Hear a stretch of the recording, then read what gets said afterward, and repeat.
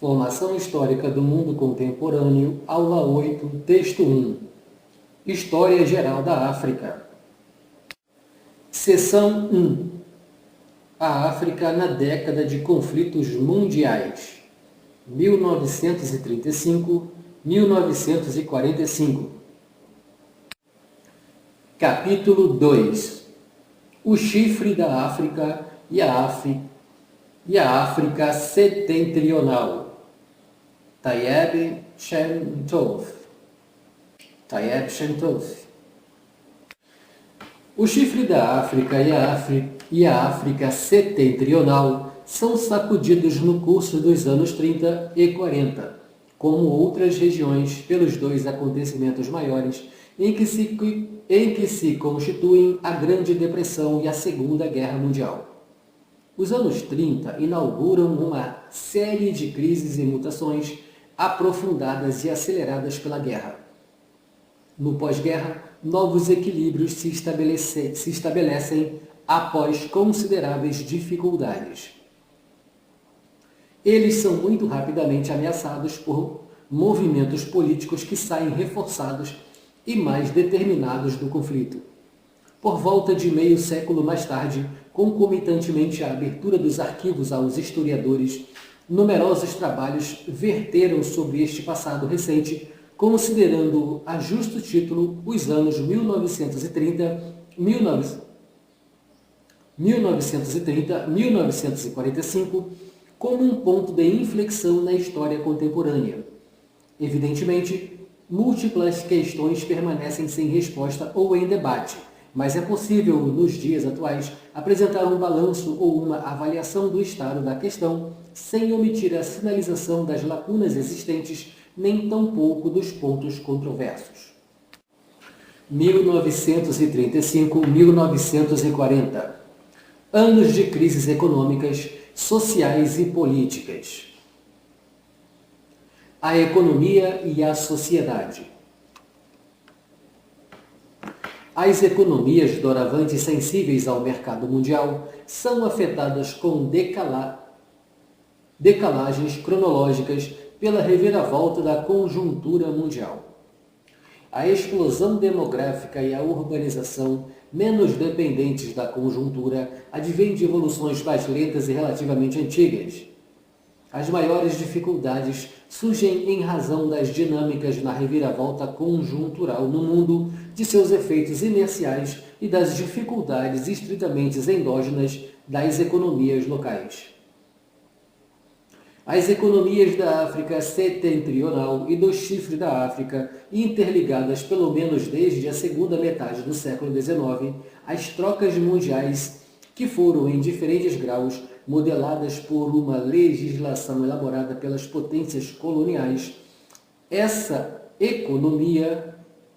economias revelam-se sensíveis às flutuações internacionais.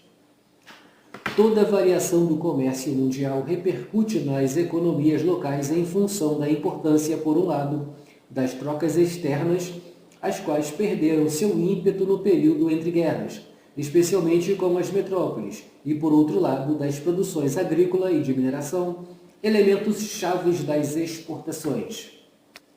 O comércio exterior revela diretamente as reviravoltas na conjuntura e a crise das economias francesa, inglesa e italiana. A baixa se reflete tanto nas importações quanto nas exportações, mas as vendas para o exterior resistem melhor, pois não concernem senão um pequeno número de produtos minerais e agrícolas tradicionalmente exportados para a Europa. Na Argélia, o valor das importações cai pela metade entre 1929 e 1935. O desmoronamento do comércio exterior tunisiano é consecutivo à crise mineira e agrícola. As exportações diminuem em valor a partir de 1930, mantendo a curva decrescente até 1935. O comércio exterior do Marrocos se enfraquece em 1929 e 1931 e, em seguida, entra bruscamente em colapso. Em 1936, ele baixa pela metade comparativamente aos índices de 1926. Ele passa de 3,8 bilhões de francos em 1926 para 1,932 bilhões de francos em 1936. De 1926 para 1936. Ou seja, uma baixa em valor de 50%. As flutuações do comércio exterior da Líbia são mais limitadas em razões de sua própria fraqueza. As trocas externas com a Itália ou com outros países europeus são, em 1930, extremamente modestas.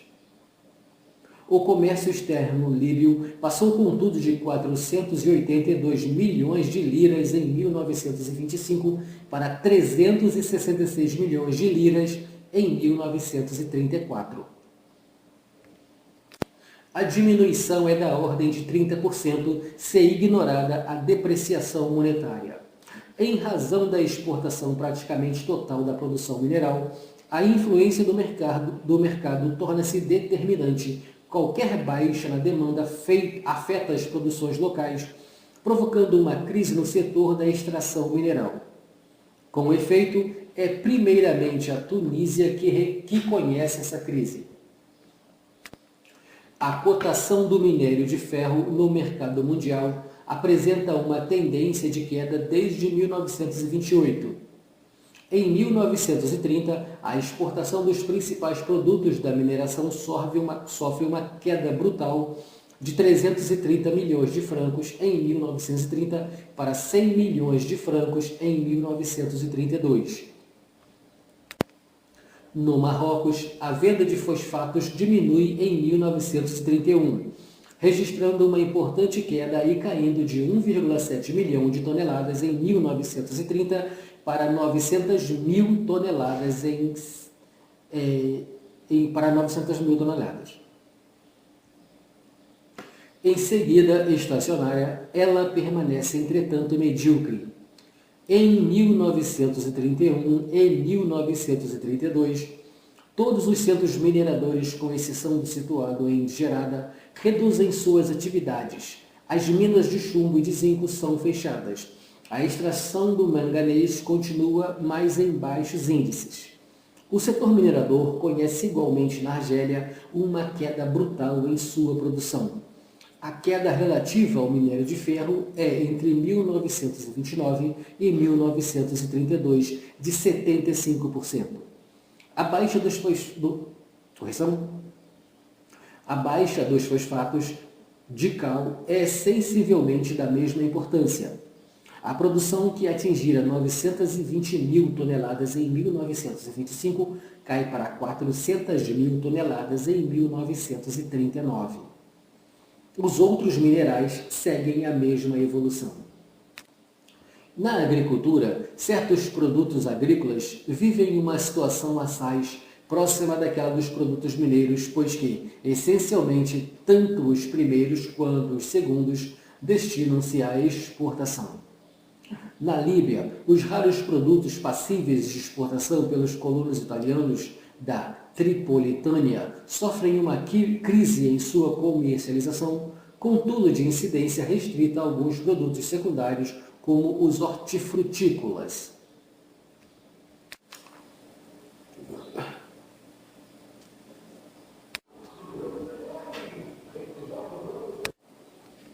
Com efeito, é primeiramente a Tunísia que conhece essa crise. A cotação do minério de ferro no mercado mundial apresenta uma tendência de queda desde 1928. Em 1930, a exportação dos principais produtos da mineração sofre uma queda brutal, de 330 milhões de francos em 1930 para 100 milhões de francos em 1932.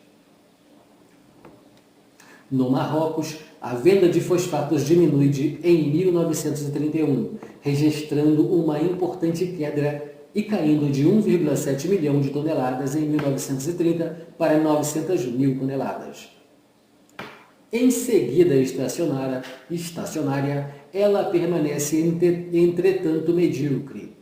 Em 1931 e 1932, todos os centros mineradores, com exceção do situado em Gerada, reduzem as suas atividades, as minas de chumbo e de zinco são fechadas. A extração do manganês continua, mas em baixos índices. O setor minerador conhece igualmente na Argélia uma queda brutal em sua produção. A queda relativa ao minério de ferro é entre 1929 e 1932, de 75%. A baixa dos fosfatos de cal é sensivelmente da mesma importância. A produção, que atingira 920 mil toneladas em 1925, cai para 400 mil toneladas em 1939. Os outros minerais seguem a mesma evolução. Na agricultura, certos produtos agrícolas vivem uma situação assaz próxima daquela dos produtos mineiros, pois que, essencialmente, tanto os primeiros quanto os segundos destinam-se à exportação. Na Líbia, os raros produtos passíveis de exportação pelos colonos italianos da Tripolitânia sofrem uma crise em sua comercialização, contudo de incidência restrita a alguns produtos secundários, como os hortifrutícolas. A agricultura egípcia é atingida pela queda catastrófica do preço do algodão no mercado mundial. Os agricultores que haviam tomado empréstimos para desenvolver a irrigação ou para a compra de bombas são incapazes de saldar suas dívidas. Os pequenos camponeses são expostos à ameaça de perder sua propriedade. O governo sírio organiza a estocagem do algodão às custas do Estado. Em 1931, é criado o Banco de Crédito Agrícola voltado para os pequenos proprietários. Os sinais de retomada manifestam-se no fim de 1933. Eles encorajam o governo a retomar os trabalhos de irrigação e de drenagem. As culturas argelinas voltadas à exportação, cítrico, algodão, óleo, tabaco, encontram dificuldades em seu comércio, principalmente junto ao mercado francês. As medidas adotadas pelo parlamento postergam momentaneamente a questão da comercialização do vinho e protegem por um tempo a viticultura. Em contrapartida, considerando o papel dos cereais para a agricultura e para a economia como um todo, a queda nos preços alimenta, neste caso, a crise agrária. O preço dos cereais está em baixa em 1930 a 1935 no mercado mundial. As safras agrícolas entre 1929 e 1939 são muito ruins, com exceção do ano de 1933 e 1934. As piores colheitas se situam nesse contexto nos períodos de 1930, 1931, 1935 e 1936. Quanto aos produtos mais representativos da agricultura tunisiana, cereais, cítricos e azeite de oliva, um primeiro movimento de baixa configura-se em 1929. A baixa é durável de 1930 a 1935. E, inclusive, além desse período, a queda nos preços é brutal entre 1932 e 1935. O declínio tem caráter generalizado no conjunto dos produtos agrícolas para exportação, apresentando os seus menores índices em 1933. A crise afeta todas as atividades agrícolas e os rendimentos dos agricultores regridem em todas as regiões, portanto, de ameaçar a situação dos pequenos produtores rurais. No Marrocos, a colonização agrícola mais recente é sacudida pela queda nos preços. O preço do trigo passa de 126,60 francos por quintal, 4 arrobas, para somente 60 francos entre 1930 e 1933. A cevada cai de 60 francos em 1930 para 23,20 francos em 1934. Até as colheitas são ruins, com exceção do ano de 1934. A baixa dos rendimentos dos agricultores foi entre 1930 e 1933, da ordem de 60%. Em contraste com a produção mineira e agrícola voltadas para a exportação, a produção artesanal e industrial não é afetada pela recessão mundial, ao menos não diretamente. Indiretamente, ela acelera uma crise local no Marrocos e em outros países. Desde então, o artesanato tunisiano está em crise, abalado pela manifestação da recessão mundial que o desorganiza ainda mais entre 1928 e 1932.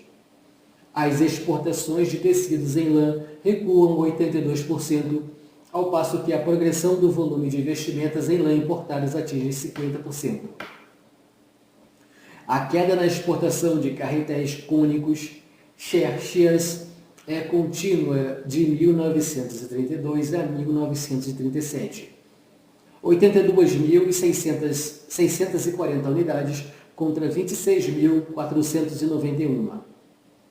Os utensílios em cobre que empregavam em Tunis perto de 400 pessoas não empregariam em 1932 nada além de uma centena de trabalhadores. A revolução revela-se a mesma no tangente ao artesanato argelino, malgrado as medidas de incentivo adotadas. As atividades industriais originadas a partir da Primeira Guerra Mundial consagram-se setores derivados da agricultura, moagem, oleicultura, cervejaria. Em se tratando de indústrias de substituição, destinam-se ao mercado local e empregam 900 mil operários em 1936. O significado das crises. A recessão mundial repercute nos setores mais estritamente ligados ao mercado mundial. Ela agrava indiretamente as condições locais da crise, em que a evolução das... Ela agrava indiretamente as condições locais da crise, em que a evolução das economias locais desempenha um papel determinante. Nos diferentes países, a degradação da situação econômica é notável antes mesmo que se tornem sensíveis às reviravoltas da conjuntura mundial.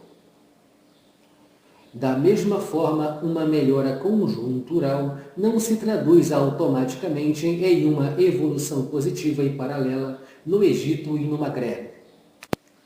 Na Tunísia, quando do desencadeamento da recessão mundial, a conjuntura local agravou-se em razão da seca que tornou catastrófica a safra agrícola nos anos 1935-1936.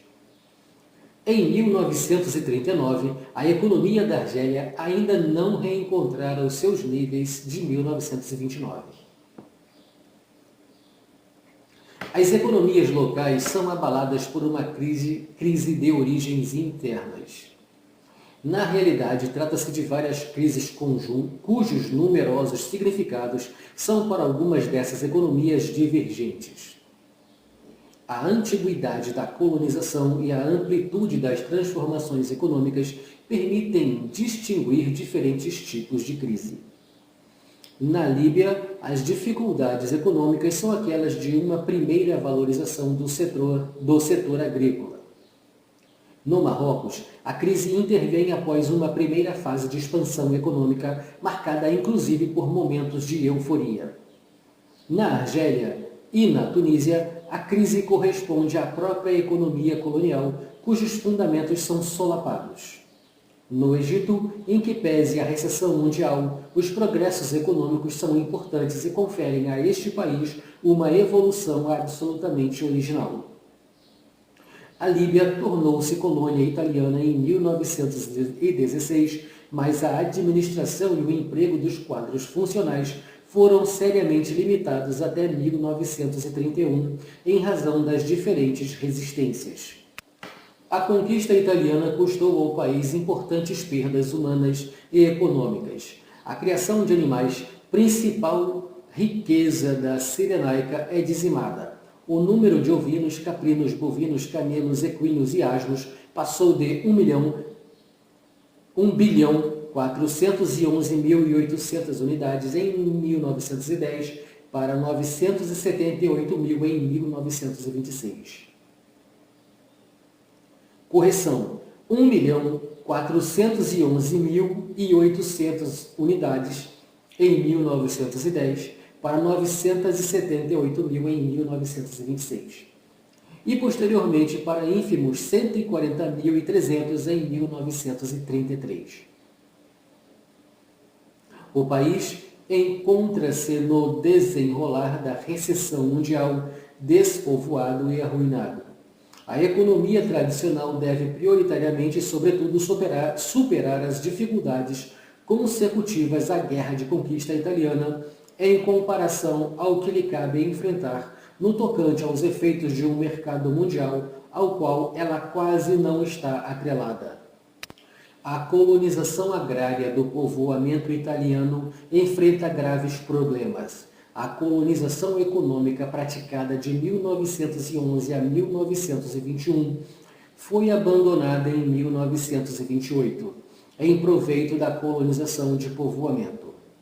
As leis de 1928 suscitam uma primeira onda de imigração, seguida de uma subsequente lançada pelo próprio Mussolini a partir de 1938. As concessões agrícolas são destinadas à implantação de camponeses italianos recrutados pelas organizações fascistas. A colonização agrária de povoamento revelou-se um duplo fracasso, humano e financeiro, da política fascista. As dificuldades das empresas agrícolas na Tripolânea e na Cirenaica são semelhantes àquelas encontradas durante a colonização agrária na Argélia na segunda metade do século XIX. Na Líbia, como anteriormente na Argélia, a colonização agrária se choca com três obstáculos: a falta de capitais, a ausência de um amplo mercado e de mão de obra assalariada. A crise do Marrocos, tardiamente colocado sobre o protetorado, tem significado distinto. Após uma primeira crise em seu crescimento nos anos 1924 e 1925, a expansão retoma seu fluxo até 1931. Entre este ano e 1936, o comércio exterior diminui e as empresas especulativas são afetadas, particularmente na construção civil, na agricultura e nas minas. As atividades industriais mantêm-se, não obstante, o crescimento industrial se encontra em baixa. Novas atividades se desenvolvem. As indústrias de transformações e os moinhos subsistem. As fábricas de conservas e de sardinhas estão em plena expansão. As prospecções petrolíferas alcançam seus objetivos. As manufaturas do tabaco entram em atividade nas cidades de Casablanca e Kenitra. A indústria da crina vegetal continua a prosperar. Apesar das dificuldades, a atividade econômica não fraqueja e conhece um leve crescimento, embora menor que aquele percebido nos anos de 1925 e 1930. Em seu conjunto, a atividade industrial resiste melhor à crise e se renova. As crises tunisiana e argelina são assaz comparáveis. As dificuldades econômicas são de uma implantação colonial em sua primeira fase, mas dizem respeito antes àquelas referentes às economias coloniais em que amplas transformações e períodos de expansão haviam ocorrido. Na Tunísia, a recessão mundial 1930-1931 atinge uma economia de subprodução agrícola, situação engendrada pela seca de 1930, seguida por inundações em dezembro de 1931, no centro e no norte do país. A conjuntura degrada-se desde 1930, com perdas para o conjunto da atividade de criação de animais no sul do país. A invasão de gafanhotos sucede quase imediatamente às inundações. A safra agrícola é ruim em função das geadas e dos ventos violentos. A Argélia representa o mais complexo exemplo de dificuldades de diversas origens, tal como na Tunísia. Abate-se nesse país uma crise de tipo tradicional que afeta essencialmente a população argelina. Ela é agravada pela crise do setor colonial, mascarada e adiada pelas medidas adotadas. As consequências da recessão mundial se fazem sentir depois das primeiras dificuldades locais. Elas tocam primeiramente o setor colonial. Embora afetada pela recessão mundial, a economia egípcia faz progressos em duplo domínio. O grupo Misr, em cena desde a aurora da Primeira Guerra Mundial, busca o seu desenvolvimento criando novas sociedades industriais, tais como a criação de companhias de navegação em 1932 e 1934, de uma empresa de fiação e tecelagem de fibras de algodão em 1937, na cidade de Kaf ar-Davar e das cidades comerciais em 1940.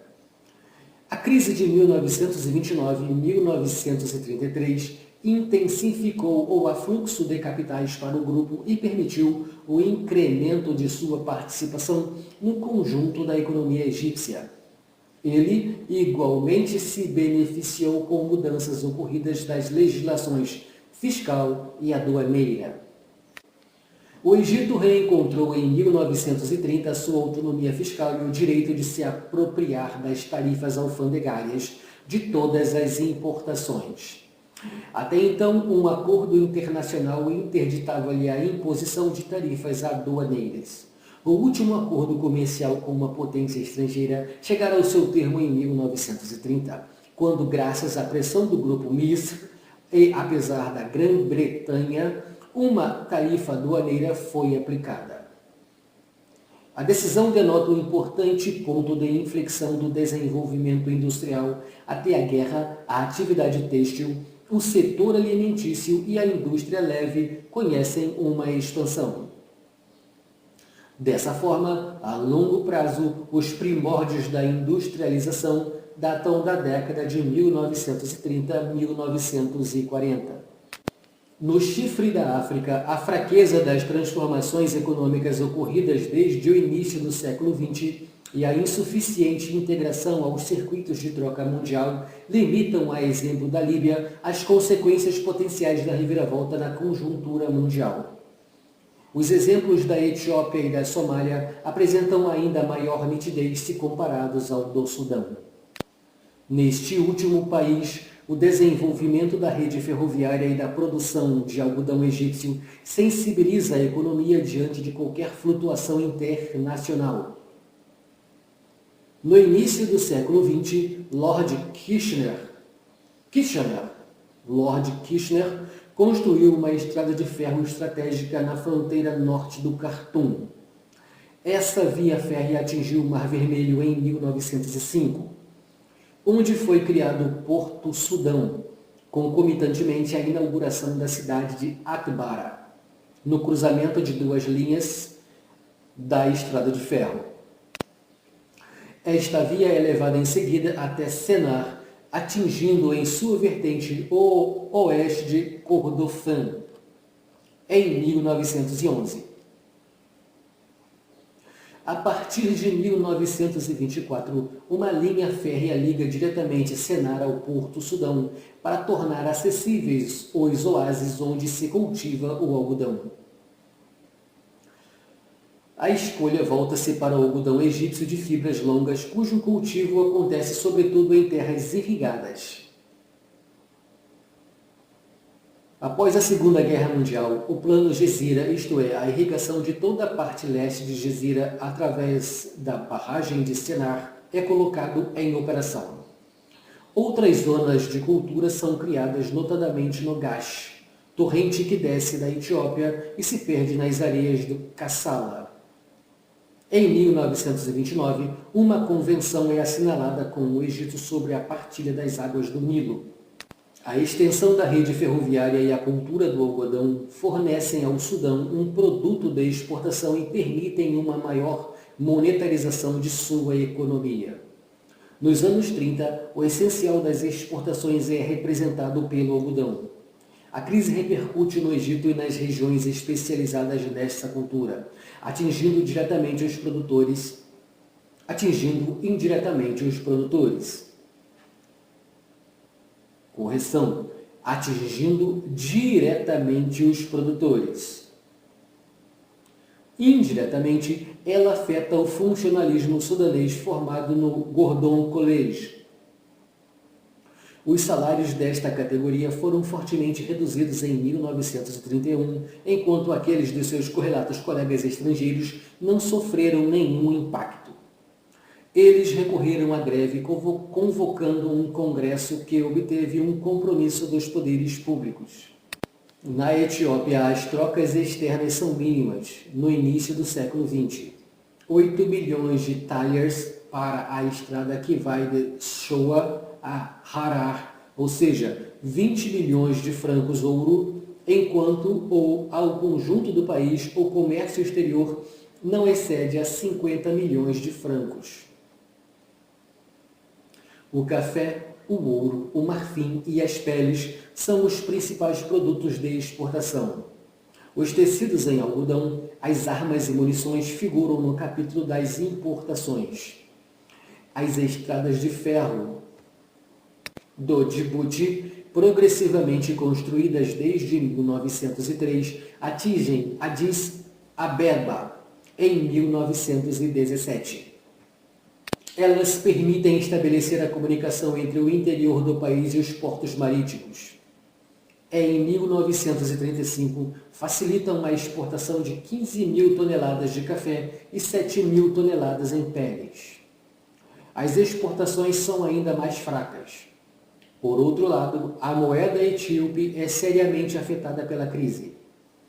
A explosão demográfica e a urbanização perceptíveis antes de 1930 nas estatísticas conhecidas por um punhado de especialistas comovem menos a opinião pública que a recessão mundial, a qual se apresenta, no imediato, como tema ignorado pelas administrações encarregadas da gestão dos protetorados e das colônias. Elas são o resultado de uma antiga e lenta evolução que pertence por definição ao longo período e surgem assim como traços estruturais das sociedades pós os anos de 1930-1945. O crescimento demográfico toma os ímpetos de uma verdadeira explosão cujos efeitos não se restringem à África setentrional e ao chifre da África. Este fenômeno é notável em outras regiões da África e se opõe à depressão demográfica da Europa. O antigo regime demográfico prolongou-se tardiamente, mas a sua ruptura, que remonta ao período entre guerras, se manifesta de forma espetacular até a metade do século XX. As taxas de mortalidade e de natalidade permanecem elevadas. As grandes fomes e epidemias, apesar de estarem em regressão, ainda não haviam desaparecido. Contudo, os censos demográficos realizados entre as duas grandes guerras traduzem uma evolução divergente das taxas de mortalidade e natalidade. Enquanto a primeira encontra-se em baixa, a segunda ainda se situa em níveis elevados. O exemplo do Marrocos ilustra nitidamente a evolução demográfica enquanto a mortalidade baixou fortemente.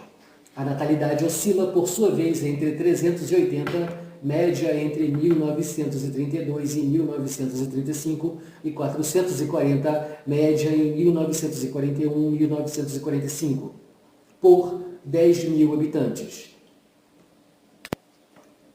No norte da vizinha Argélia, a taxa de natalidade era avaliada em 38% no período entre 1921 e 1925. Ela passou de 43% entre 1926 e 1930 para 44% em 1931 e 1935, recaindo para 42% em 1936 e 1940. A taxa de mortalidade baixou de 19,8% nos idos de 1925 para 16,6% entre 1936 e 1940. A ruptura do antigo regime demográfico acontece de forma desigual nos diferentes países. A Líbia e o Marrocos estão próximos de uma demografia do antigo regime. O Egito e a Argélia, a Argélia e a Tunísia apresentam desde então uma demografia profundamente alterada, país fracamente povoado. A Líbia paga as resistências opostas à conquista italiana em moeda forte, um elevado custo demográfico. Giuseppe Wolff, nomeado governador em agosto de 1921, decide fazer valer com sangue os direitos da Itália. As maiores perdas humanas acontecem na Cirenaica, onde as operações militares se realizam mais tardiamente. A evolução demográfica consiste antes em uma recuperação das perdas, desembocando na volta aos níveis anteriores a 1916, muito mais que em um verdadeiro crescimento. No Marrocos, verifica-se o mais rápido crescimento do Maghreb. A taxa de fecundidade é mais elevada da região. O aumento da população tunisiana, muçulmanos e judeus, atinge 25% entre 1936 e 1946.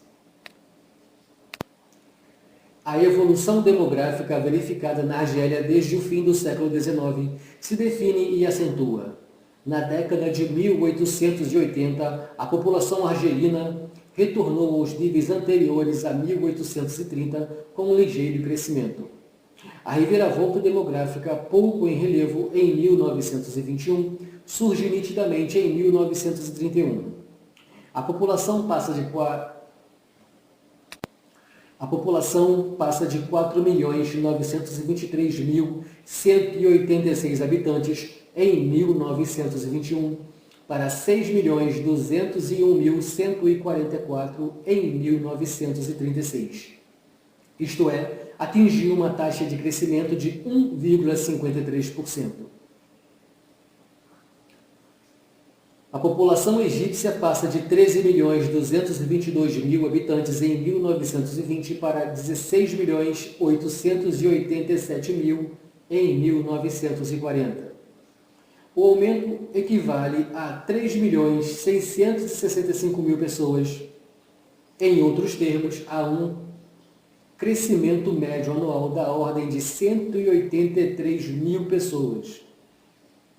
Em 1945, a população é estimada em 18.460.000 habitantes. O crescimento demográfico é um dos fatores do crescimento urbano. Em algumas cidades, indivíduos europeus provenientes do setor rural reforçam esse crescimento, mas a explosão urbana é de forma maciça, o resultado do êxodo da população rural. A formação de favelas, logo antes da Segunda Guerra Mundial, materializa na paisagem o afluxo de camponeses para as cidades médias e localidades costeiras. Numerosos fatores levam os camponeses a se integrarem às cidades em busca de um trabalho ou para viver da caridade e do assistencialismo. As migrações até então temporárias se transformam em migrações definitivas com a chegada das famílias e seu estabelecimento nas periferias urbanas. No Marrocos, na Argélia e na Tunísia, as correntes migratórias se prolongam para além-mar com a chegada na França das primeiras ondas de trabalhadores imigrados. Os movimentos migratórios começam no Marrocos antes mesmo da instauração do protetorado. A partir de 1931, a crise multiplica as partidas rumo às cidades. Elas são particularmente numerosas no transcorrer do ano de 1937. Em razão da seca e do tifo, as favelas no entorno de Casablanca comportam 85.000 pessoas em 1932. Ben Msir conta no mesmo período com cerca de 3.000 a 3.500 barracos. Novas favelas são formadas em 1935 e no ano de 1936 no entorno de Casablanca. Os movimentos migratórios da Tunísia e na Argélia são relativamente contemporâneos e as favelas nascem quase simultaneamente nos dois países. O crescimento populacional de Tunis é da ordem de 1,4 ao ano entre 1921 e 1936. O arrabalde e o subúrbio crescem nesse interlúdio em ritmo da ordem de 2,61%. A zona rural de Tunis passa de 172 mil habitantes em 1921 para 219.578 no ano de 1936. A crise agrícola provoca demissões de trabalhadores e gera assim uma massa de desempregados que se abrigam nas favelas. O mesmo fenômeno atinge Bizerte e Sfax. O crescimento urbano de menor rapidez é registrado na Líbia, onde os oásis permanecem como os principais centros econômicos, acompanhados em alguns casos por centros administrativos italianos. A única cidade importante é Trípoli. Ela vê sua população aumentar rapidamente, enquanto os centros de colonização apresentam um trabalho muito modesto. No Egito, a cidade do Cairo desfruta do êxodo rural de forma muito mais acentuada que as cidades do delta do Nilo. A capital egípcia passa de 570 mil habitantes em 1890 para 865 mil habitantes em 1920, atingindo 1.527.000 pessoas em 1940. O crescimento urbano sacode mais profundamente a antiga hierarquia existente entre as cidades marroquinas. Casablanca torna-se entre 1921 e 1936 a cidade mais densamente povoada. 275 mil habitantes em 1936 contra 163 mil habitantes em 1931. Marrakech não progride, 190 mil habitantes em 1936. Mas as cidades que têm uma atividade comercial e industrial como Rabat, Salé, Fez, Mekné e Kenitra são os pontos de chegada das correntes migratórias. Na Argélia, a população urbana é estimada em 508.235 indivíduos em 1926, eleva-se a 722.293 habitantes em 1936, atingindo em seguida 1.129.482 pessoas em 1948. No chifre da África, No chifre da África, a população do Sudão, avaliada no início do século em 3 milhões de habitantes, atinge 6 milhões de habitantes em 1939. A urbanização mais intensa ocorre na Etiópia em 1935 e 1940. Os italianos, após conquistarem o país, tentam valorizá-lo em termos econômicos. Setores de colonização são organizados. Os importantes recursos financiam a implantação de colonos, a criação de indústrias e, sobretudo, a construção de modernas estradas e edificações. Addis Abeba incha e ultrapassa 100 mil habitantes em 1935. Djibouti, após a construção da estrada de ferro, substitui Zeila na qualidade de mercado para Harar e Shoa, dobrando sua população e passando de 10 mil habitantes em 1920 para 20 mil pessoas em 1940. Isto é aproximadamente a metade da população do território. Em 1938, um porto com cais lá é criado. A cidade estende-se além das salinas até o oásis de Amboli. As crises políticas. No domínio político, os diferentes países foram colocados sob o controle de potências europeias no século XIX e no início do século XX, com exceção da Etiópia, somente em 1935, integrada neste contexto. Sua evolução política nos anos precedentes à Segunda Guerra Mundial é tão caótica quanto aquela ocorrida nos âmbitos econômico e social.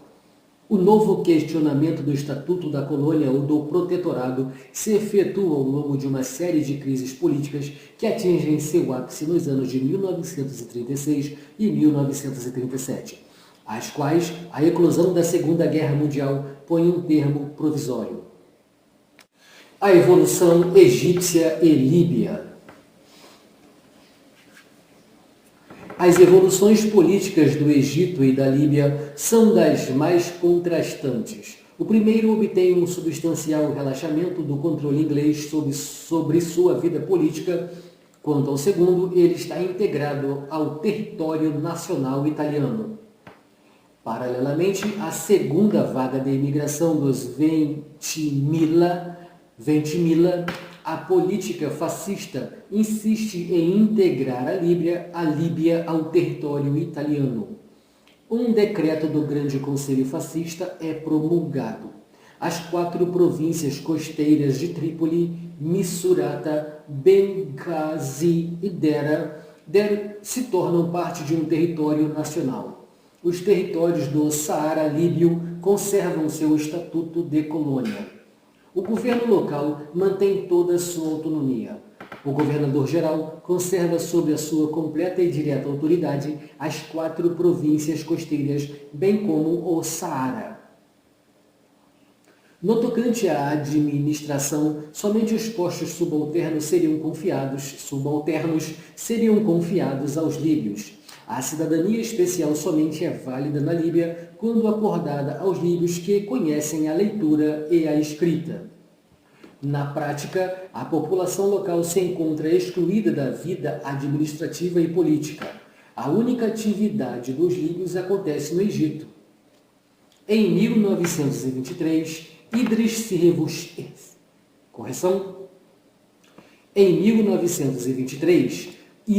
se refugiou nesse país, onde se formou uma pequena colônia de líbios. Estes últimos se dedicam, com o apoio dos britânicos, a uma propaganda anti-italiana. Desde o fim da Primeira Guerra Mundial, a vida política egípcia está dominada pelo complexo jogo entre a monarquia, o representante da Grã-Bretanha, partidos políticos, especialmente o Wafd. A inquietação da Grã-Bretanha diante da propaganda dos italianos no Egito, bem como perante a ação desses últimos na Líbia e na Etiópia, justifica a assinatura do Tratado de 1936 e a conclusão dos Acordos de Montreal em 1937. As cláusulas essenciais do contrato assinado na cidade de Londres em 26 de agosto de 1936 podem assim ser resumidas. O Egito, cuja independência fora reafirmada, assina uma aliança com a Grã-Bretanha. Esta última se engaja a defender o Egito contra qualquer agressão e, em caso de guerra, o Egito se compromete a oferecer à Grã-Bretanha todas as facilidades em seu território. A ocupação está terminada e os embaixadores devem ser substituídos. A Grã-Bretanha assume o compromisso de defender o Egito em sua intenção de suprimir as capitulações e em relação ao seu objetivo, entrar na Sociedade das Nações, SDN. Nenhum limite é imposto à importância do exército egípcio autorizado a estacionar no Sudão. O tratado não tem limite temporal, mas é passível de revisão após 20 anos. Ele apresenta um progresso se comparado ao ato unilateral de 1929, sem contudo inaugurar para o país a era de uma verdadeira independência. As concessões britânicas são com efeito menores e totalmente formais. A segurança das vias de comunicação com o Império Britânico é assegurada pela permanência de tropas inglesas limitadas a 10.000 soldados que devem evacuar o país para se fixar na zona do canal. As tropas inglesas estão autorizadas a ocupar todo o território em caso de tensão internacional ou guerra. O status quo é mantido no Sudão.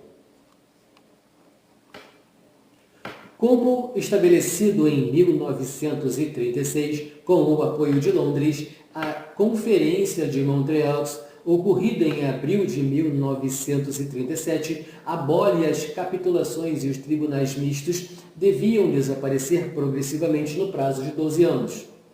Dessa forma, se coloca um ponto final no regime preferencial dos que gozavam as potências capitulares junto aos tribunais consulares, bem como um período transitório aos tribunais mistos.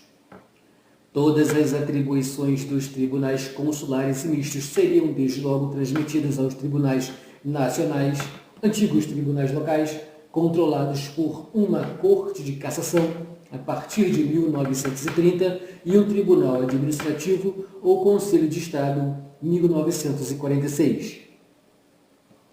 Em contrapartida, o Estatuto Pessoal dos Egípcios continua a depender dos tribunais religiosos.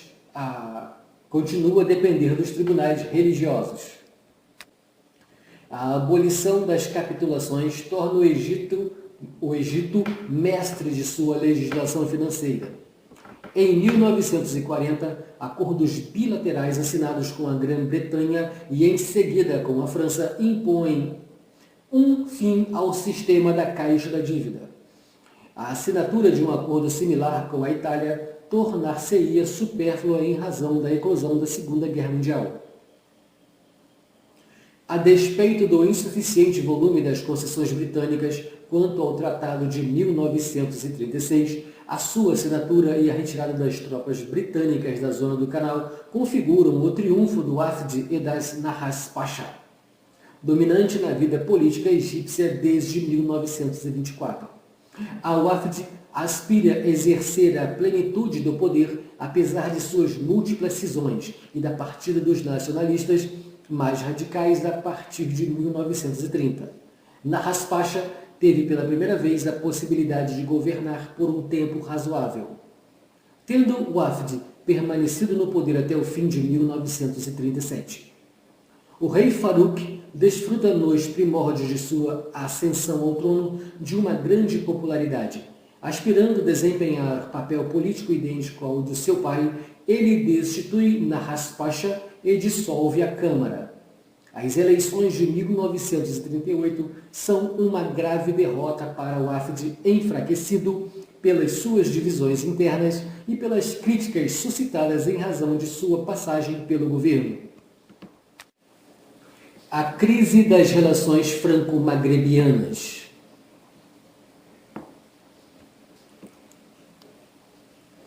Em relação aos três países do Maghreb clássico, Argélia, Marrocos e Tunísia, a chegada ao poder da Frente Popular abre a perspectiva de redefinição das relações com a França. A esta tomada de poder, rapidamente se sucedem desilusões e a repressão, após a queda do governo da Frente Popular. Com efeito, durante a década de 1930 a 1940, as relações franco-magrebinas conhecem a sua primeira crise de contornos mais sérios. O Comitê de Ação Marroquino Al-Kutla Al-Amal Al-Watani, implantado em 1933, redigiu um plano de reformas criticando sem concessão os abusos derivados do regime do protetorado e tenta, em sua segunda fase, uma formulação doutrinária coerente em torno do princípio da inaliabilidade da soberania nacional, simbolizada pelo sultão Mohammed V. A residência rejeita reivindicações julgadas incompatíveis com a presença francesa no Marrocos,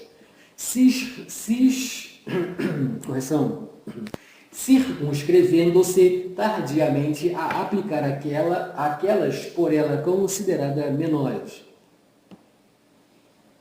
A constituição do governo da Frente Popular, bem acolhida pelos nacionalistas, permite relançar as reivindicações através do envio de uma delegação a Paris e pelo recurso a ações de massa.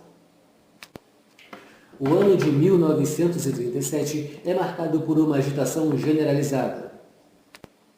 Meknès, Marrakech e Quemissé, e severamente reprimida. Após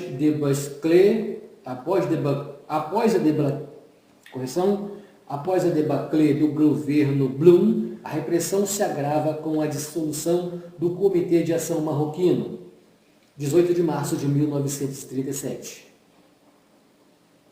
No fim do ano, o nacionalismo é decapitado. ele se radicalizou progressivamente, conhecendo cisões que deram luz a debates internos e o sacudiram. Al-Ghazani, em disputa com Alaa al-Fazi, cria um novo partido, o Movimento Nacionalista, Al-Haraka al-Qawmiyya. A tendência política, ainda está encabeçada por Alaa al-Fazi, se transforma no Partido Nacional das Reformas, Al-Hajib al-Watani Li. Correção: Al-Hajib al-Watani Li Tahnik al-Matalib. Ao norte, uma cisão idêntica gera o nascimento do Partido das Reformas Nacionais, como Abd al-Khalitaris, em sua direção, e do Partido da Unidade Marroquina, dirigido por Maki al-Nasiri. Na Tunísia, após um período repressivo, os Destouriens, relativo ao Partido Socialista da Tunísia no poder desde a independência, derivada da palavra Destour, que significa Constituição, apostam grande esperança no sucesso da Frente Popular. A primeira experiência franco-tunisiana teve início. Habib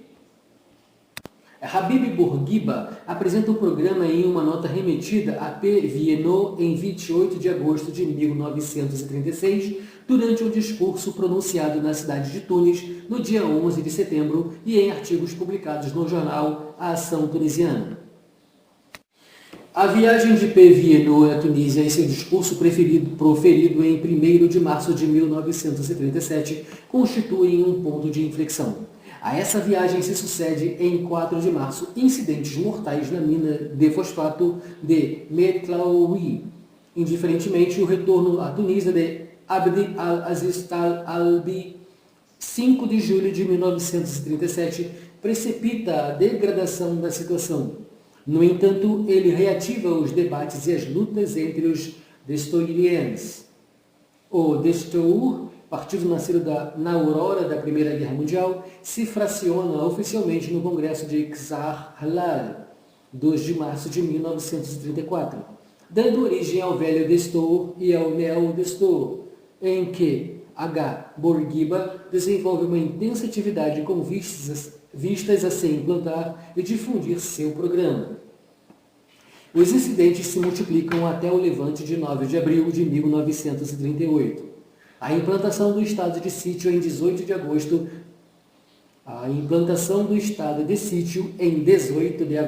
dá origem a um país onde o neo-Destour, decapitado, se torna nesse interlúdio o porta-voz do nacionalismo tunisiano.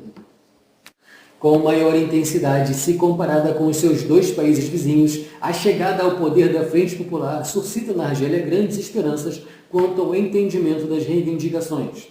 Os eleitos, os ulama e os comunistas inauguram, sem a participação da estrela norte-africana, um congresso muçulmano, de 7 de março de 1936, que elabora uma carta reivindicatória do povo muçulmano argelino, contendo uma série de reivindicações em prol da igualdade e em respeito ao estatuto pessoal muçulmano. O governo de Léon Blum, decidido a responder parcialmente às demandas nacionalistas, elabora um projeto de lei concedendo o direito de voto à elite argelina a título pessoal e sem o abandono do estatuto pessoal muçulmano. Entre 20 e 25 mil pessoas seriam beneficiadas por este projeto, atacado por Messali Hadj, em favor da imediata independência. Entretanto, em razão da oposição dos colonos, o projeto não seria examinado pelo parlamento nem em 1937, e tampouco em 1938, mantendo a sua qualidade de projeto. A conjuntura criada pela Frente Popular permite aos partidos nacionalistas realizarem pela primeira vez a sua unidade, tanto programática quanto no que se refere à ação. Esta frente única lhes permite a implantação nas cidades e nos campos, sobretudo pela ampla difusão de suas ideias. A evolução política do chifre da África. A evolução política do chifre da África. Esta evolução política é denominada pelas disputas anglo-egípcias no Sudão e pela intervenção militar italiana na Etiópia. A situação política sudanesa se complica em razão da existência, pelo menos formal, do condomínio anglo-britânico. Desde a afirmação do nacionalismo nesse país, a questão das relações com o Egito estava na origem das clivagens entre os nacionalistas. Os levantes de caráter religioso são brutalmente reprimidos. O mais importante ocorre em Wadi Halula, na Geriza. Adepto de Mahdi, esse movimento pretende continuar a sua luta incentivando um reagrupamento dos seus adeptos. Após o assassinato de 2 pessoas, entre elas o delegado do distrito, uma coluna militar coloca rapidamente um fim a esta tentativa. O sucessor de Mahdi é capturado e enforcado. Paralelamente, o sentimento nacional se difunde nos meios letrados. As sociedades secretas nascentes preconizam quase em sua totalidade o fim do condomínio e a independência de uma união com o Egito. A melhor constituída é a Liga da Bandeira Branca, fundada em 1924 por Ali Abdad al-Latif, partidário da liberdade do Sudão e da unidade do Vale do Nilo. Em 1936, o acordo estabelecido entre a Grã-Bretanha e o Egito devolve a este último seus direitos perdidos por ocasião das perturbações políticas ocorridas no Sudão e em seu próprio território. Os nacionalistas sudaneses, não consultados, aceitam aquilo que consideram um desafio. Em 1938, é organizado o Congresso Geral dos Diplomados. Ele é, no seu início, uma organização corporativa e filantrópica que visava obter o reconhecimento oficial. A Guerra da Etiópia e as suas consequências.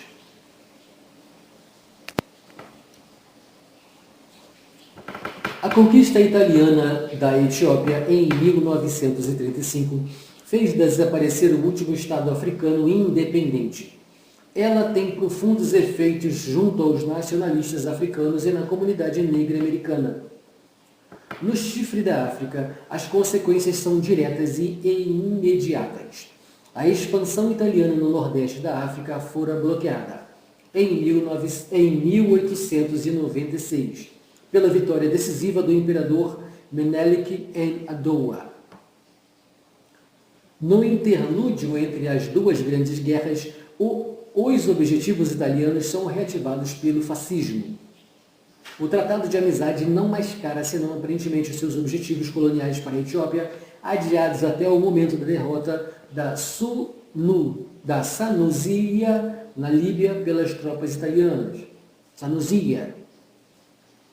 Uma queda de fronteiras em Ogaden entre Somália e a Etiópia serve como pretexto ao fascismo.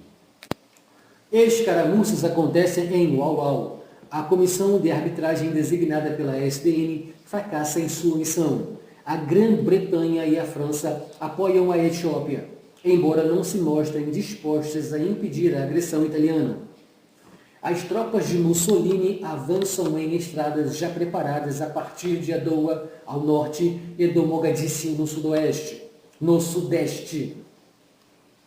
O exército fascista, composto por 400.000 homens e graças à superioridade de seu armamento, se apodera facilmente de Tigre, região comprada pelo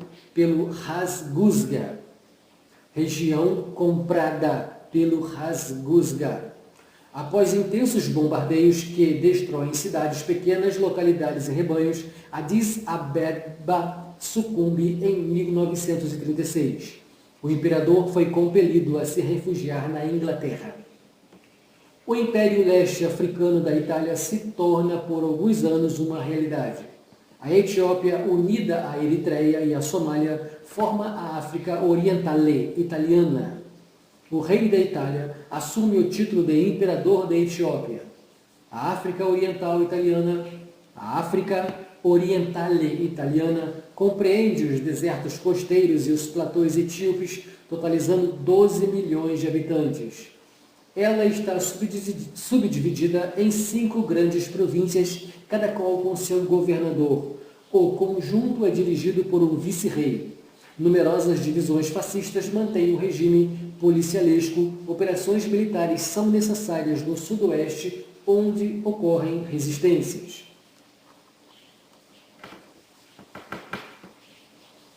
A Guerra e a Paz, 1940-1945.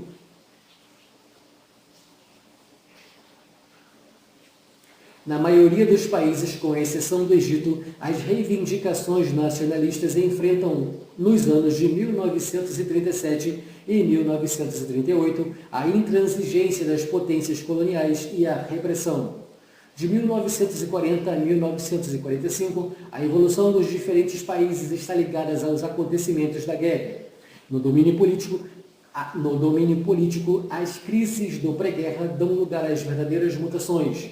Nacionalismos mais potentes e reivindicativos se manifestam desde 1943. Os países em guerra.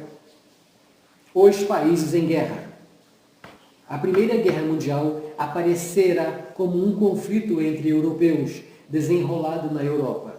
A Segunda Guerra Mundial transforma a África setentrional e o chifre da África em zonas de combate. A mobilização militar afeta muito mais a população e as economias estão orientadas para o esforço de guerra. O fim das operações militares provoca numerosas dificuldades econômicas e sociais. A participação no conflito.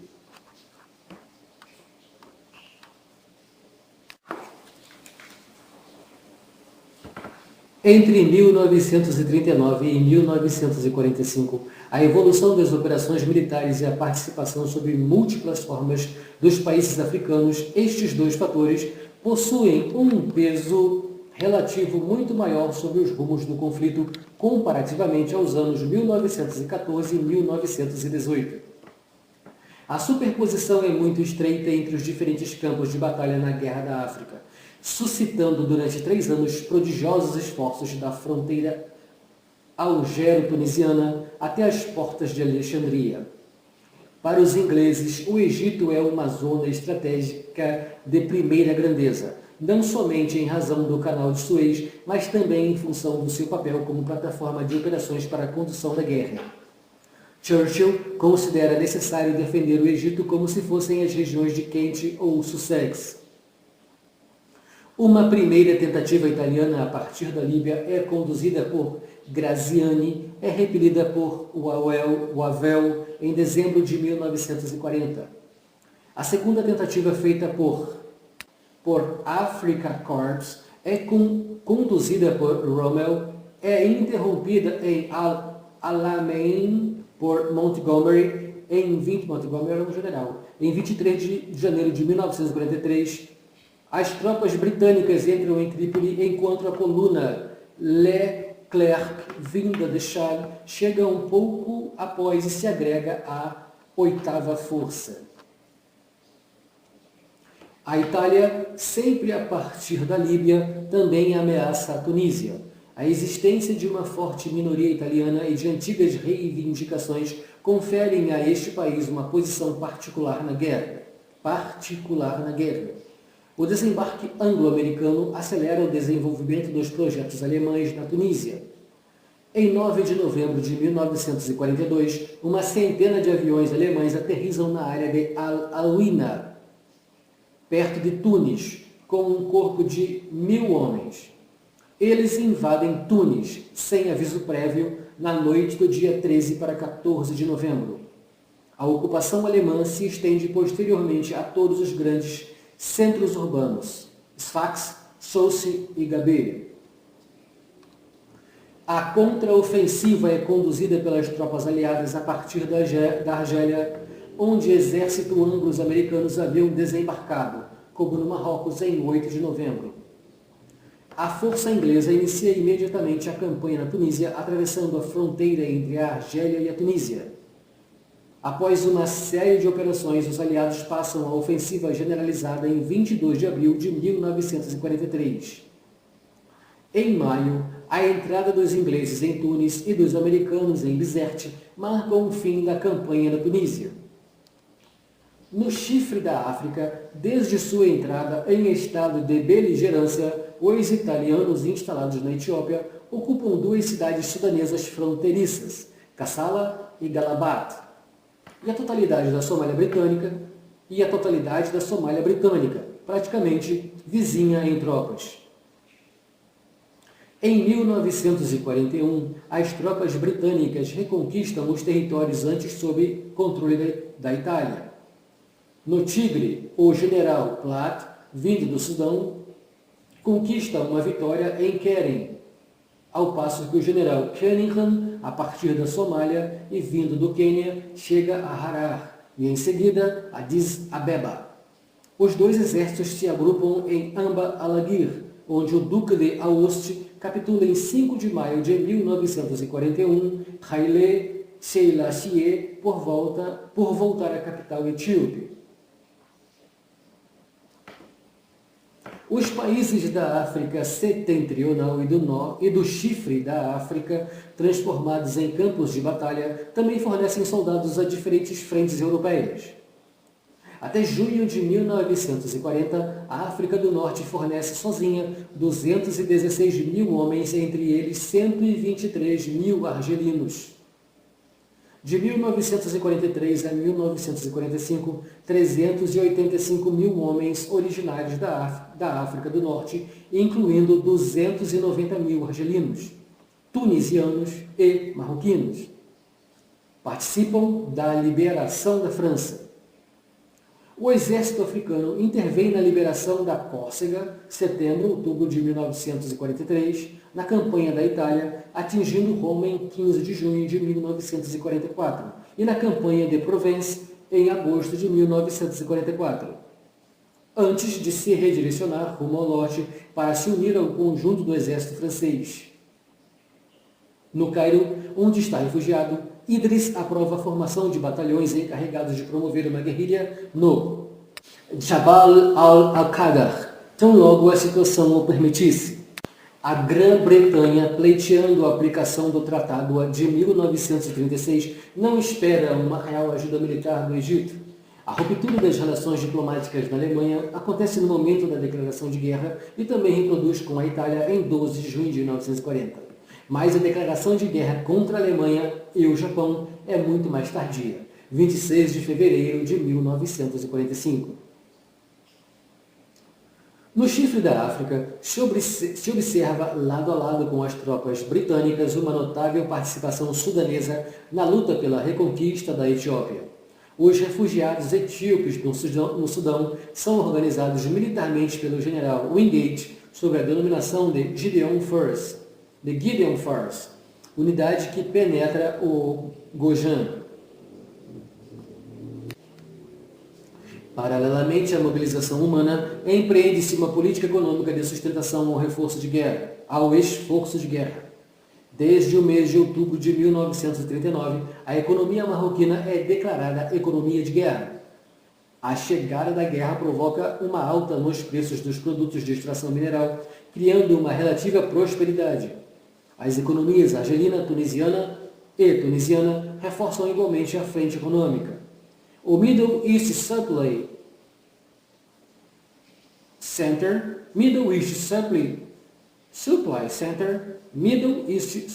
Center, instalado no Cairo no verão de 1941, é encarregado, juntamente com o Escritório Regional de Mobilização de Recursos, de reduzir a dependência da região vis-à-vis dos mercados externos, intensificando a produção e reorientando intercâmbios comerciais.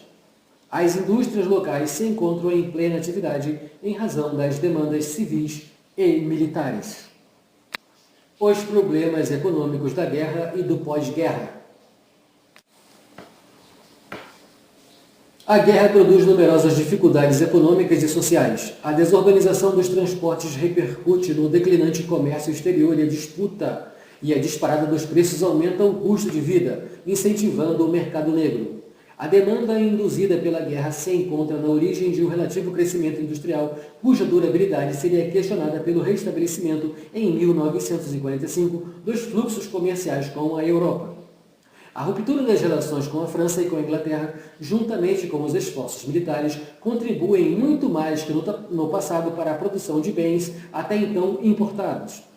O Egito desfruta desta nova conjuntura em maior grau que os outros países. A expansão agrícola dos anos 20 e 30 é interrompida pela guerra, mas a atividade industrial mantém um ritmo elevado e a indústria se diversifica para responder a uma demanda em elevação. O aumento nos efetivos do exército egípcio de 22 mil homens de 1937 para 45 mil combatentes em 1945 e os salários pagos pelos aliados aos 20 mil civis contratados para construir e manter as instalações militares aumentam a demanda por produtos manufaturados. Os mercados da região estão abertos à produção egípcia. Os investimentos outrora orientados para a terra e a atividade imobiliária se voltam para as atividades industriais. O Middle East Supply Center desempenha um importante papel neste campo, concedendo assessoria técnica aos dirigentes da empresa ou fornecendo-lhes matérias-primas. A indústria têxtil, alimentar e química, os ramos do vidro do couro, do cimento, o setor petrolífero e mecânico, todas estas atividades se desenvolvem. Nascem novas indústrias nos setores dos alimentos em conserva, da borracha, da juta, da fabricação de ferramentas e, sobretudo, da produção farmacêutica e química. A produção industrial aumenta em 38% entre 1939 e 1945.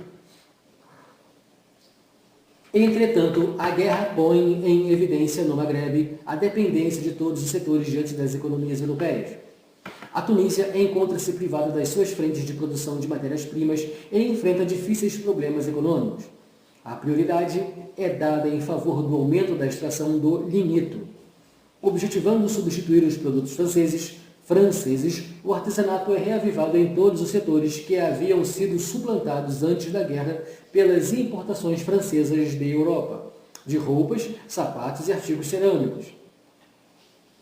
Numerosas empresas são criadas na Argélia desde 1940 com o intuito de substituir as importações tornadas raras, se não impossíveis. Várias grandes empresas abrem filiais, oficinas e manufaturas. A indústria oleífera Lezier constrói uma importante refinaria de óleo perto de Oran, uma fábrica de faiança e outra de vidros são abertas respectivamente pelas companhias Nidweiler e Saint-Gobain. A empresa do cimento Ciment Lafarge aumenta sua usina argelina, Pointe-Pesquet, e monta uma segunda unidade na região de Oran, Saint-Lucien. A economia marroquina é submetida aos mesmos esforços empreendidos em prol da produção local para enfrentar a queda das exportações. Os investimentos industriais entre 1940 e 1945 atingem o mesmo volume, alcançando durante os 27 anos precedentes no curso dos anos 1939-1945, 53% dos capitais se orientam para as atividades industriais, visando obter aquelas já existentes ou criar novos processos. As indústrias Goin de óleo e sabão inauguram uma segunda fábrica de óleo, enquanto a sociedade de Lezier implanta-se em fevereiro de 1942. O restabelecimento da paz recoloca em questão a industrialização por substituição e impõe um freio ao crescimento industrial. A situação econômica e social é agravada pela desmobilização, pela interrupção das indústrias de guerra e por uma conjuntura agrícola desfavorável. A conjuntura econômica é atingida por profundas modificações com o fim das hostilidades. Todos os países conhecem uma forte alta dos preços, enquanto os exércitos francês e britânico demitem os operários que eles haviam empregado durante a guerra. O desemprego e o subemprego se alastram. Os mais urgentes problemas egípcios são parcialmente mascarados pela votação de créditos destinados a ajudar os operários públicos e aqueles então demitidos pela administração militar. Os problemas mais importantes são submetidos ao exame das comissões e comitês interministeriais criados em grande número em 1945 e 1946. Um Conselho Superior do Trabalho reúne-se pela primeira vez em 23 de março de 1945, visando elaborar um Código Trabalhista. Com o intuito de eliminar o desemprego, um plano quinquenal de grandes obras obtém um crédito de 25 milhões de libras em 1945 para financiar a construção de estradas, a abertura de canais de irrigação, a execução de drenagens em pântanos, o abastecimento em água potável das cidades do interior e a construção de escolas e hospitais. Mais de meio milhão de fadam, um fadam igual a 0,56 hectare de terras estatais, são destinados aos agricultores em condições especialmente vantajosas. Na realidade, estas medidas se mostram insuficientes para pôr um termo à agitação social, alimentada por mais colheitas em algumas regiões. Na Tunísia, os fluxos comerciais readquirem em 1945 sua fisionomia do pré-guerra, mas o país é abalado por uma fome de 3 anos. Após uma persistente seca, principalmente no centro e no sul do país, colheitas catastróficas de cereais se sucedem em 1944, 1945 e 1916. A mortalidade é impiedosa nas criações de ovinos e caprinos, enfraquecidos pela falta d'água e de forragem. Várias dezenas de milhares de camponeses se dirigem novamente rumo ao norte do país para viver da mendicância ou trabalhar nos canteiros de obras dos programas públicos. O crescimento industrial. Se por um lado uma minoria pôde enriquecer-se graças ao tráfico variado e ao comércio negro, a quase totalidade da população é submetida a duras condições de vida advindas nos anos do pós-guerra. As próprias economias da Europa, diante das dificuldades, não podem oferecer nenhum socorro, apesar do restabelecimento dos fluxos comerciais. O comércio exterior marroquino é retomado a partir de 1943. A média nas importações passa de 936 mil toneladas. No pré-guerra, para 1.280.000 toneladas. E a média das exportações no mesmo período passa de 2,5 milhões de toneladas para 32 milhões de toneladas. Em todos os países, os fluxos de troca reencontram a sua estrutura em níveis do período entre guerras. A fraqueza dos capitais investidos e a medíocre qualidade dos seus produtos tornam muito frágeis as empresas criadas durante a guerra. Muitas são levadas a interromper as suas atividades. A Argélia beneficia-se de um plano de industrialização. A guerra mostrou o importante papel da base da retaguarda desempenhado pelos protetorados e pelas colônias na condução das operações militares. A ideologia imperial favorece planos industriais na perspectiva de um terceiro conflito mundial, considerado inevitável. Os problemas estruturais da economia argelina são abordados em um discurso do general Catroux em 1944. Um programa é elaborado com a aplicação prevista para um período de 20 anos, abrangendo todos os setores: artesanato, educação, moradia social, saúde pública, equipamentos e reposicionamento dos agricultores argelinos. Após uma rápida aceleração, o plano quinquenal de industrialização é abandonado. As mutações políticas. Em 1948, a reintegração da África Setentrional e do Chifre da África ao processo de divisão internacional do trabalho interrompe os progressos econômicos alcançados durante a guerra. O mesmo não ocorre no domínio político. Neste aspecto, a guerra tem como consequência o enfraquecimento da influência da França e da Grã-Bretanha, enquanto a Itália figura no campo dos vencidos.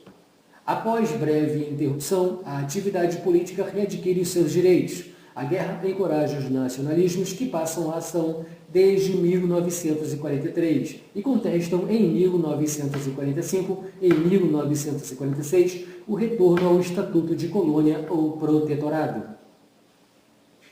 Os nacionalismos em plena atividade nos idos de 1936 e 1937 são freados em suas reivindicações em 1939.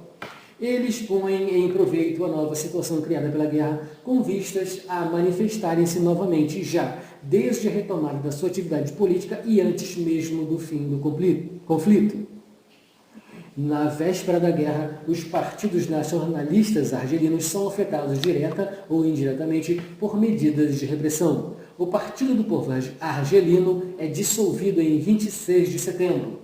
Messali Hadji, seu líder, é novamente encarcerado em outubro com vários dirigentes. Militantes são conduzidos a campos prisionais. Messali Hadji e seus companheiros são condenados a penas de trabalhos forçados ou de prisão.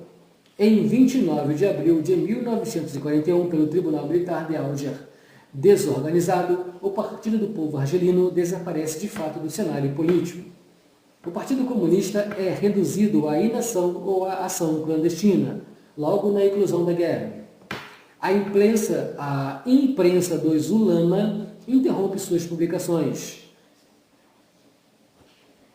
Sheikh al-Ibrahimi é posto em cárcere privado e aflou durante o inverno de 1939 e 1940, enquanto Sheikh Ibn Badis é impedido de deixar a cidade de Constantine sem uma autorização especial. Os nacionalistas tiram as lições de um conflito primeiramente externo e paulatinamente a eles imposto. Eles inflectem seriamente as suas atividades e revisam suas perspectivas. Em seu conjunto e por vezes para a surpresa das metrópoles, os nacionalistas se engajam após um breve período de expectativas ao lado dos aliados. Multiplicam as declarações em favor desta aliança e não se opõem à mobilização militar. Eles convocam ao alistamento nas fileiras aliadas em prol da democracia. Para Farhad Abbas, se a França democrática deixasse de ser uma potência, o nosso ideal de liberdade seria para sempre sepultado. Em carta datada de 8 de agosto de 1942, H. Bourguiba expressa sua certeza na vitória dos aliados e sua convicção nas democracias, deixando de lado para o pós-guerra o problema da nossa independência. Em 3 de setembro de 1939, o sultão do Marrocos assume publicamente posição em favor da França, a qual ele oferece um apoio sem reservas. Numerosos nacionalistas são mobilizados ou se engajam voluntariamente nas fileiras do exército francês. Em linhas gerais, a mobilização acontece dentro da ordem e da disciplina. O prolongamento do conflito provoca de maneira insensível uma reviravolta no espírito público e na disposição dos nacionalistas. O general Weygand, alçado ao posto de governador-geral da Argélia, nota que a população se mostra indisciplinada, mal educada e por vezes insolente. Em 1940, contribuintes se recusam a quitar seus impostos. Muitos fatores corroboram a retomada e a transformação dos nacionalismos. O término dos combates no ano de 1945 produz efeitos imediatos. A França e a Inglaterra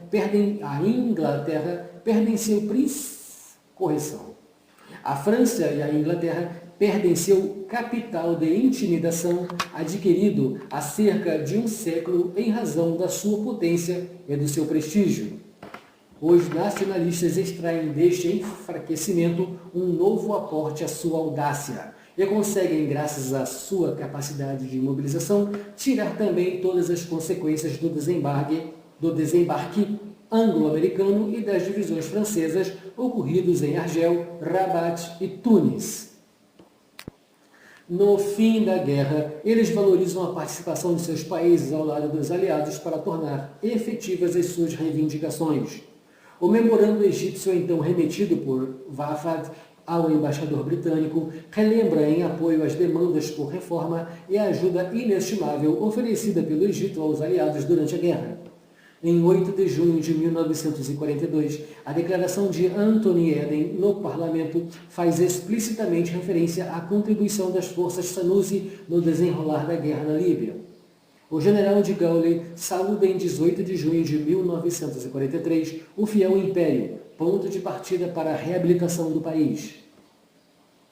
À parte, alguns sucessos muito limitados à propaganda do eixo não logra êxito em desviar os nacionalistas e a opinião pública do seu engajamento junto aos aliados.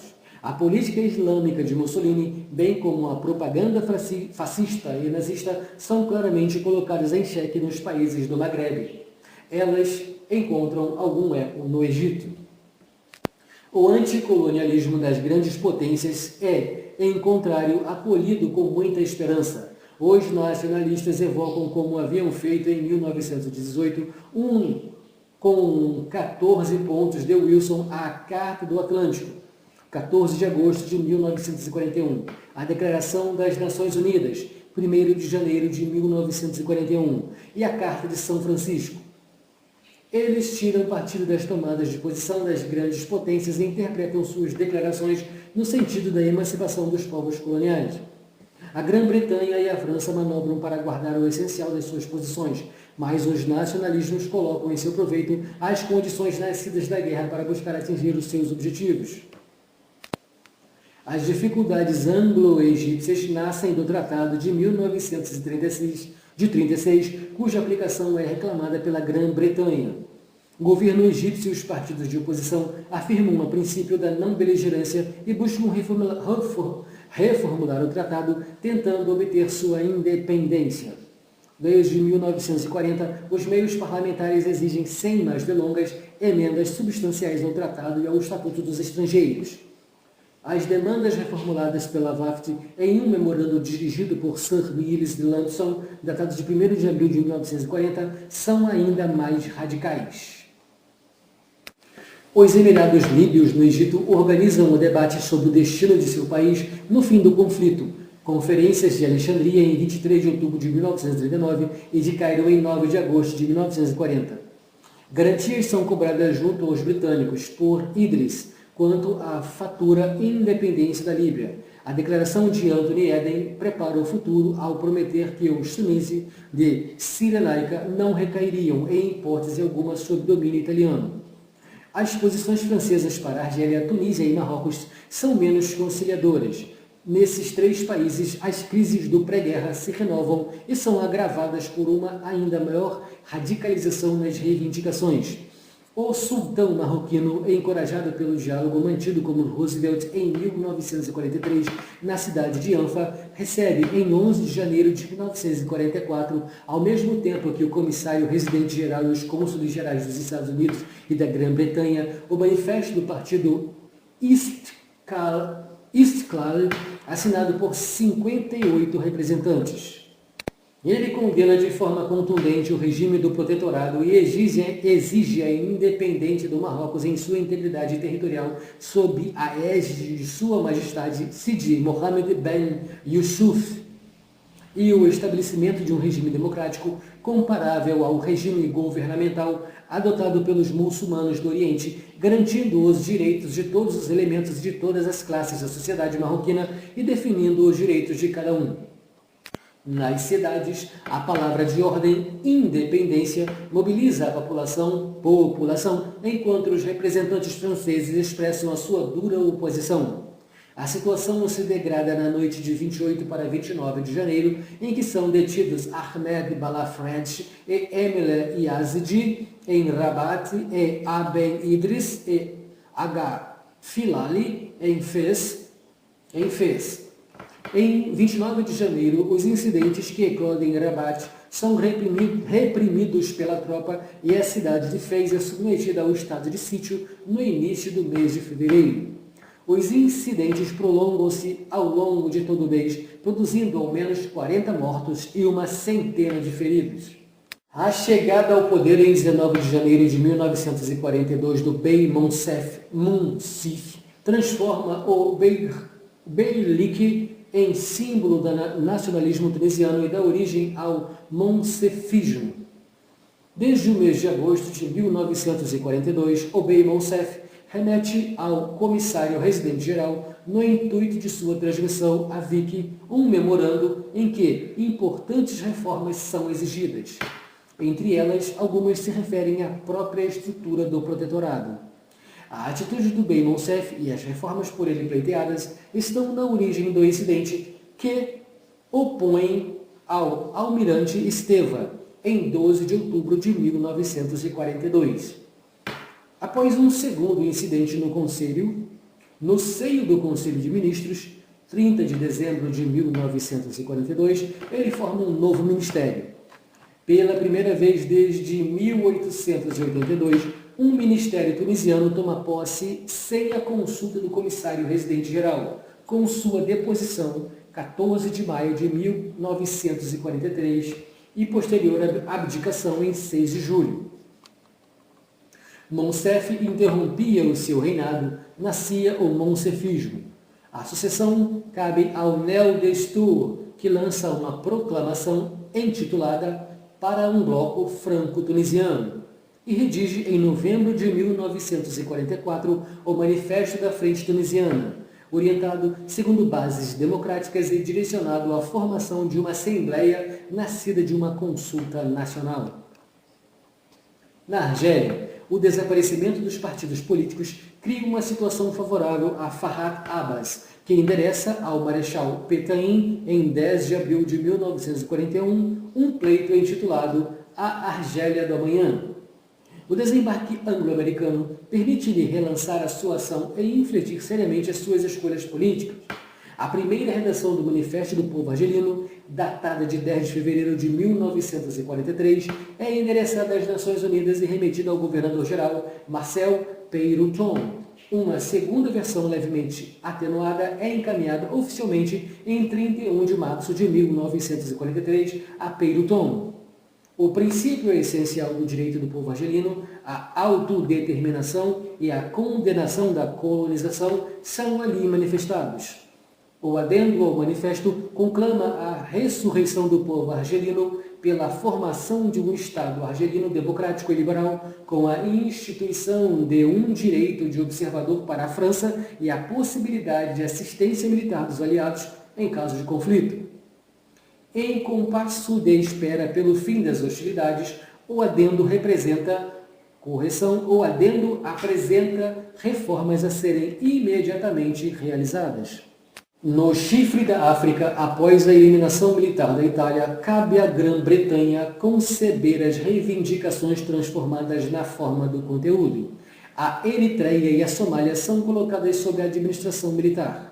Na Etiópia, os britânicos tentam igualmente instaurar uma administração militar para o período de guerra, mas Haile Selassie consegue estabelecer a sua autoridade e salvaguardar a independência, ao menos formal, do país. No Sudão, em 1942, o Congresso Geral dos Diplomados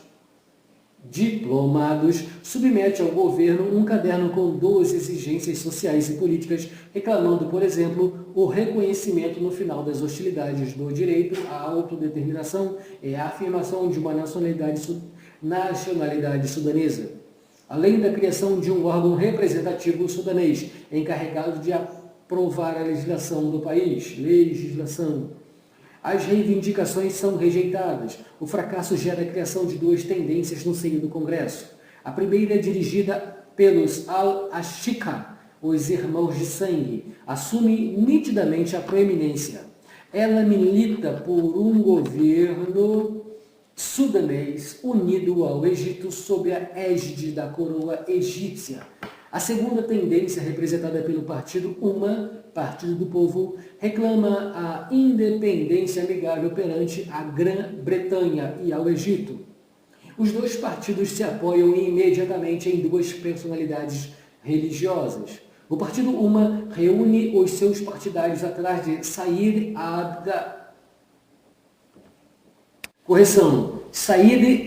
al-Rahman al-Mahdi e da confraria do Ansars, herdeiros dos Mahdi. e integrantes na questão da total independência. Os unionistas encontram-se atrás de Said Ali al-Mirghani e da confraria dos Katmiya. Em 1944, o Congresso se opõe à instalação do Conselho Consultivo do Norte, presidido pelo governador-geral e por um representante dos interesses das comunidades africanas e estrangeiras. Os membros do Congresso temem a exclusão do Sul, o que poderia levá-lo a uma independência em separado ou a uma integração com Uganda. Ademais, o Conselho Consultivo, composto de funcionários e chefes tradicionais, é considerado não representativo e estritamente dependente da administração. Os problemas em 1945-1946.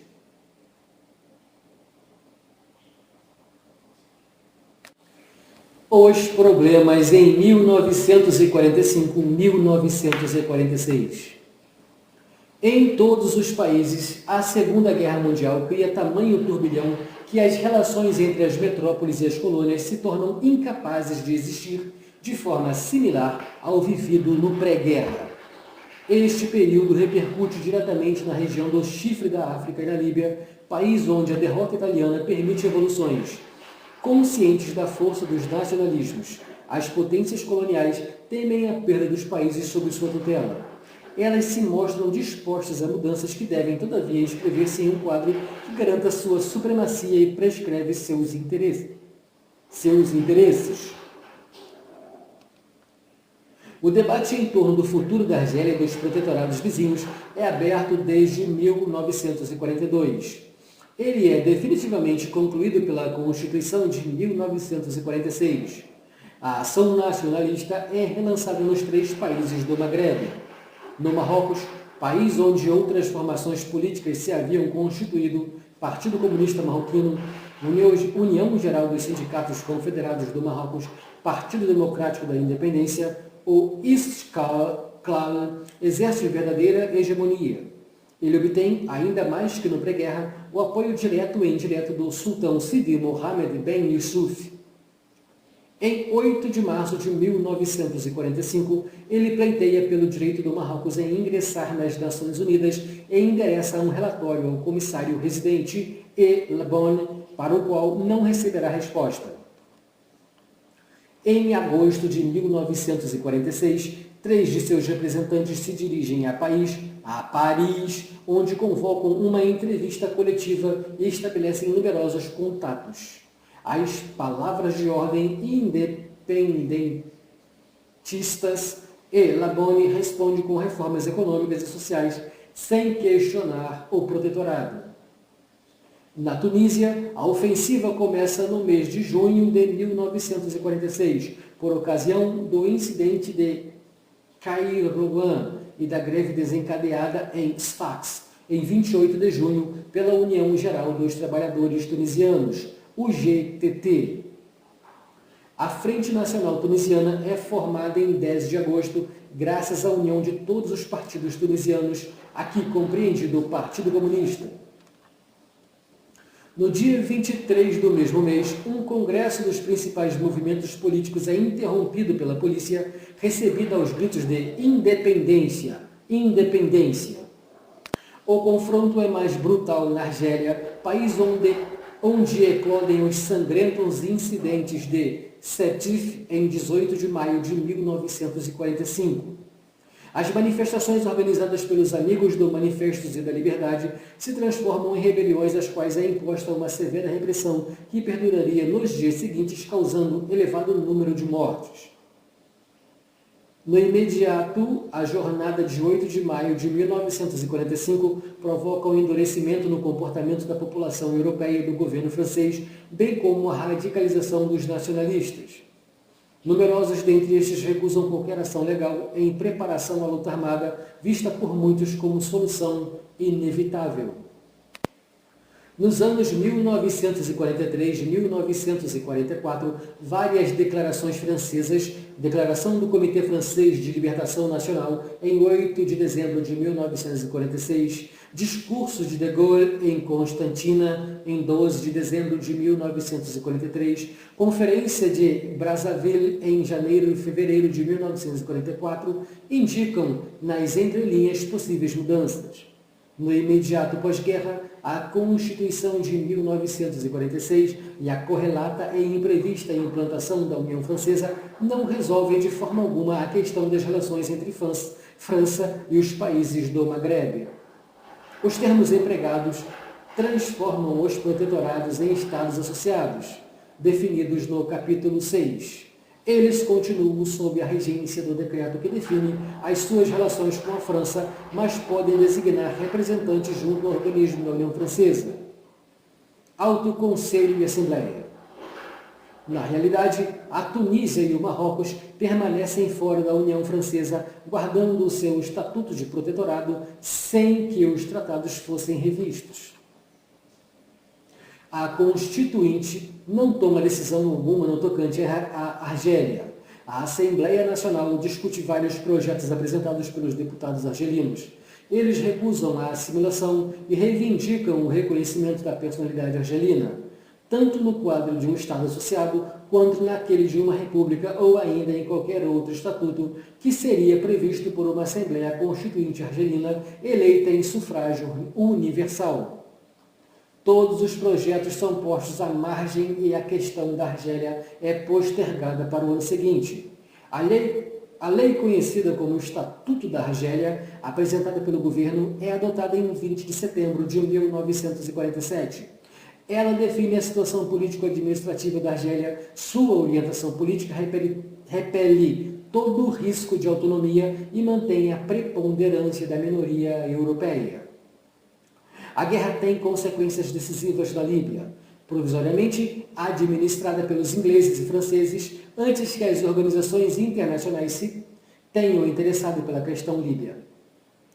A derrota germano-italiana permite aos ingleses e franceses compartilharem a administração do país. A Cirenaica, a Tripolitânia são confiadas aos britânicos e o Fezzan aos franceses.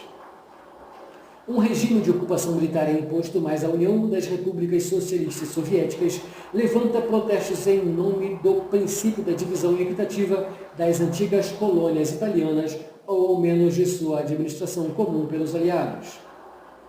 Na impossibilidade de um acordo aliado, a questão líbia deve ser submetida às Nações Unidas um ano após a entrada em vigor do tratado em que a Itália renuncia todas as suas colônias.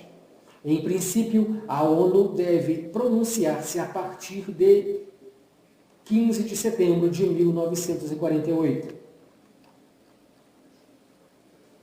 O nascimento egípcio choca-se com a posição da Grã-Bretanha, que ainda defende a criação da Liga dos Estados Árabes na região. É plausível a chegada do momento da obtenção, junto à Grã-Bretanha, da independência total do país. Os partidos de oposição não esperam o fim do conflito para convidar o governo a passar a ação. Em junho de 1945, o AFT envia ao embaixador britânico um memorando concernente às aspirações do Egito. 5 meses mais tarde, o governo de Nukrashi Pasha pleiteia pela abertura das negociações. Ele é apoiado pelas alas mais radicais dos estudantes da imprensa, manifestações populares no Cairo e em Alexandria.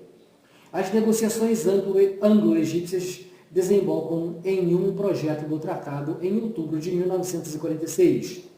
Ele estabelece os limites extremos das concessões britânicas, mas é mal acolhido no Egito, onde acontecem manifestações e novos levantes no Cairo.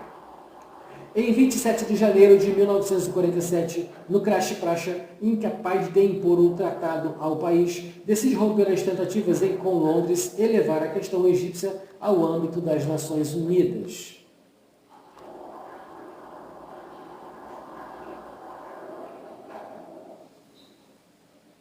A criação da Liga dos Estados Árabes.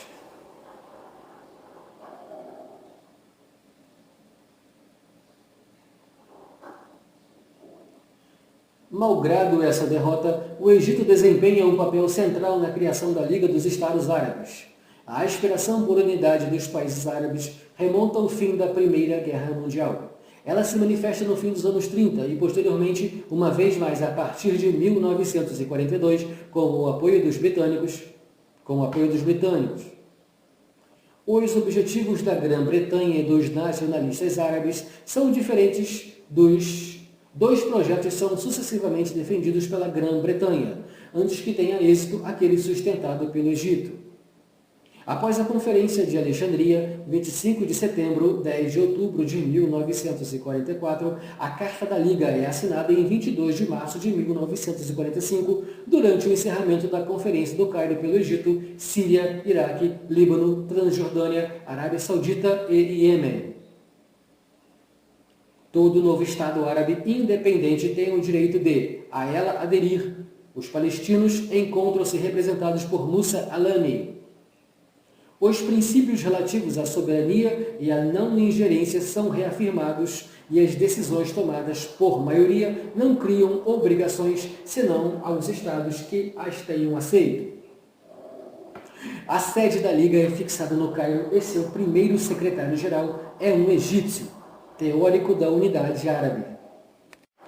No chifre da África, a derrota italiana permite o restabelecimento da independência etíope, bem como a retomada com a ajuda americana da política de modernização.